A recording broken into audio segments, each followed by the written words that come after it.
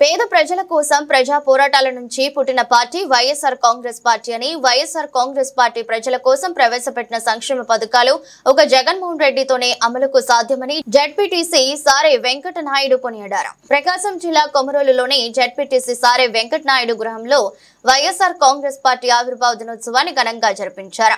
ముందుగా జెడ్పీటీసీ సారే వెంకట నాయుడు చేతుల మీదుగా దివంగత నేత మాజీ ముఖ్యమంత్రి వైఎస్ రాజశేఖర రెడ్డి చిత్రపటానికి పూలమాలలు వేసి స్మరించుకున్నారు.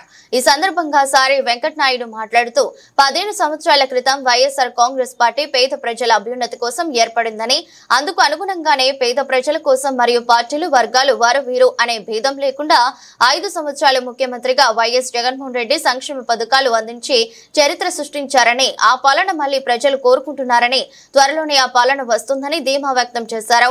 కార్యక్రమంలో నియోజకవర్గ ఎస్ఎస్ఎల్ అధ్యక్షుడు రవికుమార్, వైస్ ఎంపీపీ షేక్ మౌలాలి, ఎంపీటీసీలు సుభాని, తిరుపతి రాజు, వార్డు మెంబర్ ప్రసాద్ ఇతరులు పాల్గొన్నారు. అనంతరం ప్రజా ఫీజు పోరు నిరసన కార్యక్రమానికి ఒంగోలు బయలుదేరి వెళ్లారు.